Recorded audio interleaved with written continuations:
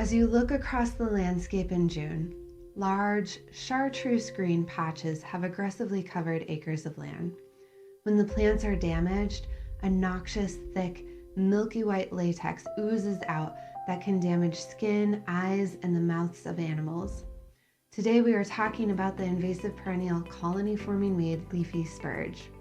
I'm Christy Gladham. I've worked in biological control for over 10 years. Welcome to the Colorado Department of Agriculture's Biological Control Series in collaboration with the USDA Western Sustainable Agricultural Research and Education Program. Leafy Spurge, Euphorbia virgata, is an aggressive colony-forming perennial plant introduced to North America in the early 1800s from Eurasia. It is commonly found in rangelands and as a contaminant of hayfields. When looking at records of this plant, be aware that the scientific name Euphorbia isula was misapplied to the invasive species in North America for a few decades. It's the same plant, but just keep it in your head that the name might show up differently. Leafy spurge starts growing from the large perennial root system in very early spring. The plants will grow to 3 feet tall with narrow lance-shaped singular leaves. In early summer, typically around June, the leafy spurge will begin flowering. Yellow-green inflorescences, clusters of flowers, will begin showing up and will be produced for several weeks. These yellow-green inflorescences are commonly mistaken as the flowers themselves. However, these are showy flower bracts, much like a poinsettia. The actual flowers are incredibly small and unremarkable, though they are used as a nectar source for lots of small insects, especially ants. There are a couple of plants that look similar in the vegetative or non-flowering stage, including yellow toadflax, Linaria vulgaris, but a great way to differentiate leafy spurge from any other plant is the sap. If you break open a stem, you will start to see it ooze a thick, milky white latex sap. None of the lookalike plants will have this. Leafy spurge spreads 2 ways, through an extensive creeping root system and also by seed. Adding some complexity to control are the seeds themselves. The seed capsules are composed of 3 seeds, and when they dry out, the seeds are released with explosive force. This can send the seeds as far as 30 feet away from the plant. Not only that, but the seeds float and are easily transported by waterways. Infestations can spread when contaminated fields are flooded and the floodwaters carry leafy spurge seeds to new areas. If leafy spurge is located in a riparian area, when the seed capsules burst, the seeds can land in streams or irrigation canals and be carried far from the original infestation.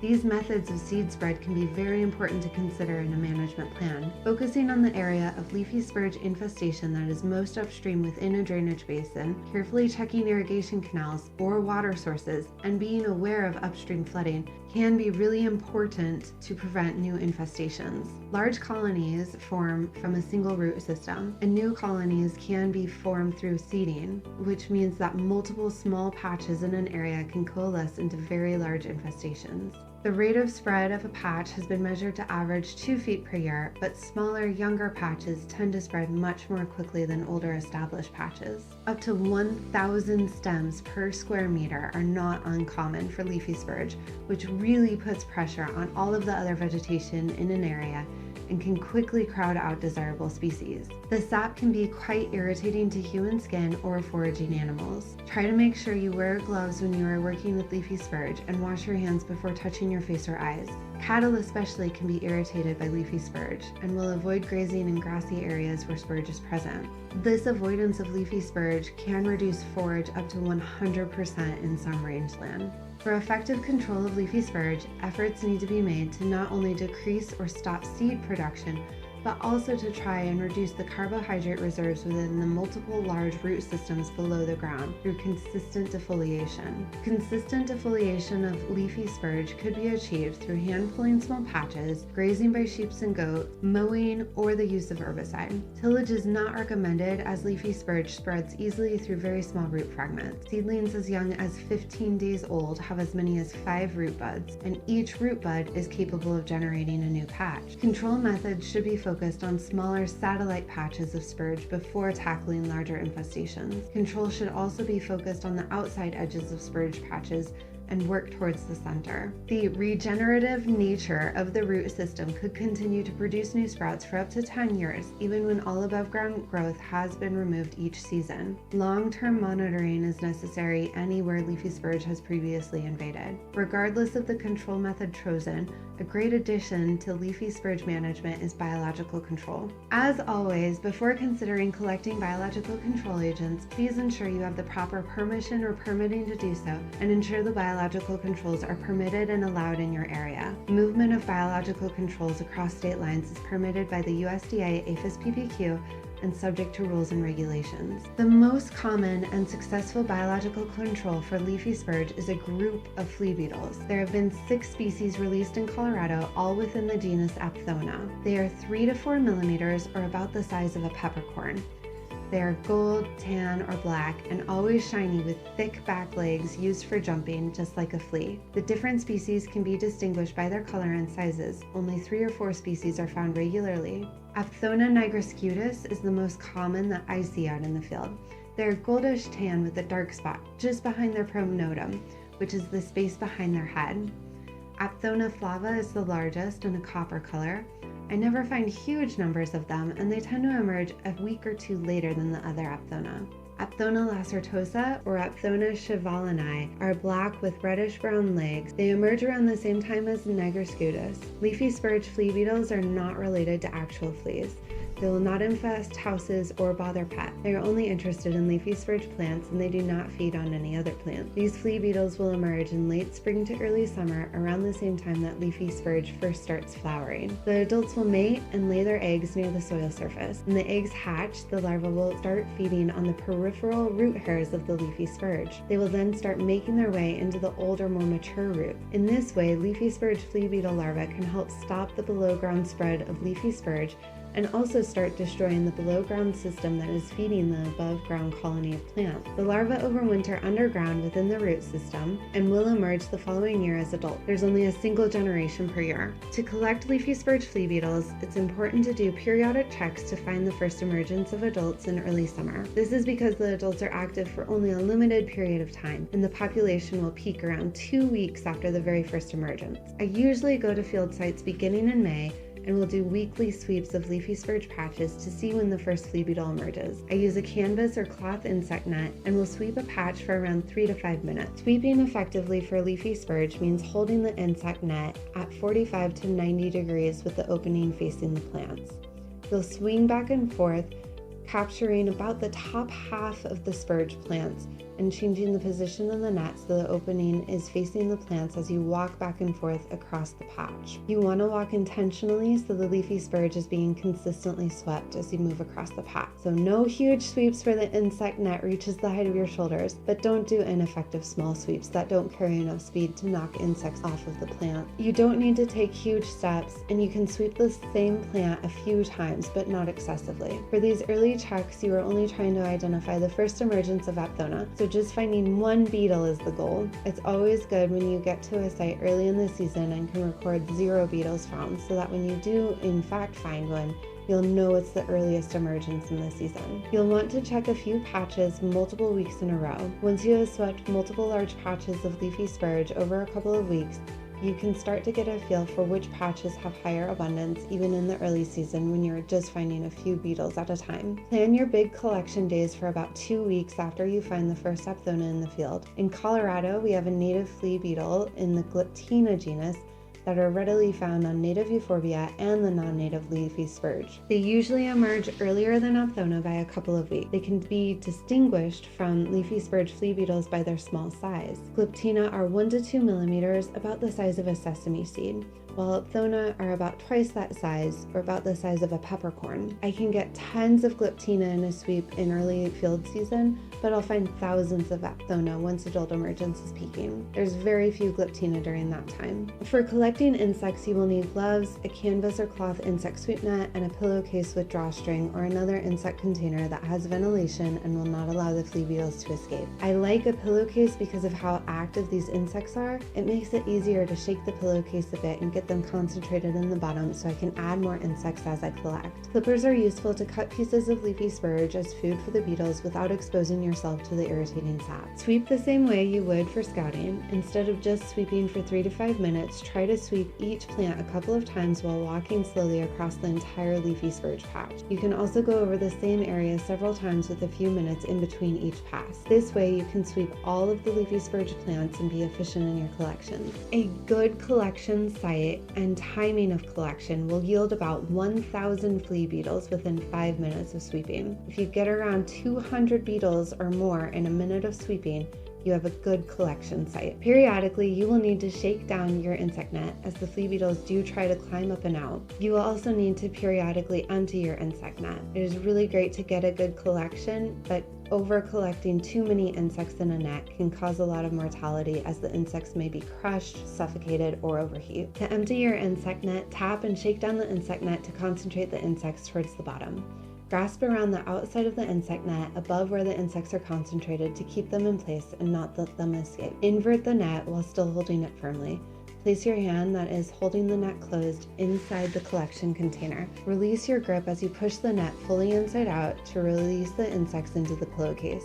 You can give it a little shake to dislodge as much as possible from the insect net. Then remove the net and close the drawstring of the pillowcase. You should take the pillowcase of unsorted insects to your release location within a couple of hours or sort the collection. If you want to move spurge beetles long distances, over 80 kilometers, or completely prevent the movement of weed seeds or other insects, you will need to sort your field collection. I would consider this best practice, but there may be circumstances where an unsorted catch and release makes the most sense from an ecological and economic point of view. While it saves time to not sort releases, we don't want to move seeds or insects between field sites that could cause new weed infestations or pest outbreaks. Be very careful and judicious if you decide to not sort your insects between collection and release. Sorting of spurge beetles takes place in 2 stages. First, you will want to passively sort your insect collection to try and exclude as many weed seeds and other insects as possible. Leafy spurge is used as a nectar source for quite a few insects, including lots of ants, so as much as you can exclude will make sorting later much easier. For initially sorting flea beetles, you will want lunch-sized paper bags, a hole punch, and a large collection container that can fit the paper bags inside. Sorting begins right in the field, so instead of emptying your insect net directly into a pillowcase or collection container, you will be emptying the net into a paper bag located inside of the larger collection container. To begin, take a lunch-sized paper bag and fold it over around 1/3 of the way from the opening of the bag. Then across that fold, puncture a series of holes. I would do this with several bags just so that they are ready. Place one of these prepared bags inside of your collection container. Empty your insect net into the paper bag and fold over the top 2 inches or so of the bag. This will leave the holes you punctured open for the leafy spurge flea beetles to crawl out of. I tend to like pillowcases for the collection container as they sometimes make the beetles easier to sort later. If using pillowcases, make sure to wrap the drawstring of the pillowcase several times to prevent beetle escape. You should immediately start to hear the insects jumping inside the paper bags. It'll sound a bit like popcorn. If there's not too many insects in the pillowcase, you can place several of these paper bags inside of a single pillowcase. You can leave the pillowcases out in the sun as the beetles will be more actively sorting themselves. If they are placed in the shade or too cool of conditions, the flea beetles sometimes don't leave the paper bags. Once the majority of flea beetles have made their way out of the paper bags, you can remove those bags from the pillowcase. Shake the pillowcase a bit to get the flea beetles off the sides, open it, and remove the paper bags quickly before closing up the pillowcase again. You can empty the paper bag contents back into the field, freeze, or otherwise discard of them. The pillowcases of leafy spurge insects can now be placed in a refrigerator or cooler with ice packs for 10 to 15 minutes just before sorting. Do not place flea beetles in freezing conditions, as that will kill the beetles. It's perfectly fine to sort without chilling the insects.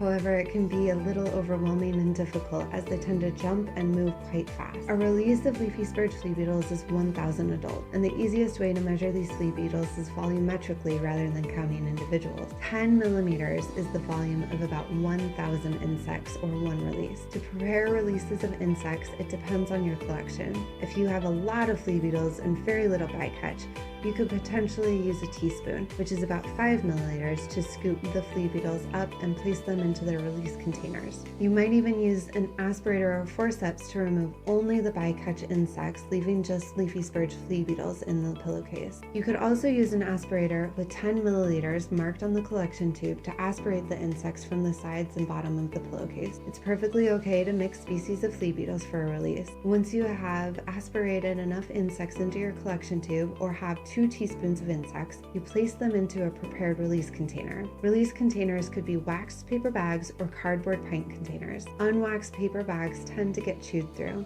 Either type of container should have plenty of Leafy Spurge foliage for the beetles to feed on. Cut off any flowers or seed heads from this foliage, as you don't want to spread more Leafy Spurge as you release the beetles. If using wax paper bags, the top of the bag should be folded over at least 3 times and then stapled in place. You may have to flick the bag a few times to keep the flea beetles down and keep them from being crushed while folding and stapling. The sorted releases can be placed in the refrigerator for a couple of days, but try to limit the storage time. Leafy Spurge flea beetle adults are not very cold tolerant, and you will want to get them out into the field as quickly as possible for the best chances of successful establishment. Another biocontrol agent used against Leafy Spurge is the red-headed stem borer. These beetles typically are found in midsummer after Leafy Spurge has begun flowering. The adults will girdle the upper parts of Leafy Spurge stems by boring a hole where they will lay their eggs. The larvae feed their way down the stem into the root crown, where they will continue to feed throughout the summer. The larvae overwinter within the root system. They will turn into adults by pupating in the roots in early summer, and then the adults will emerge in midsummer.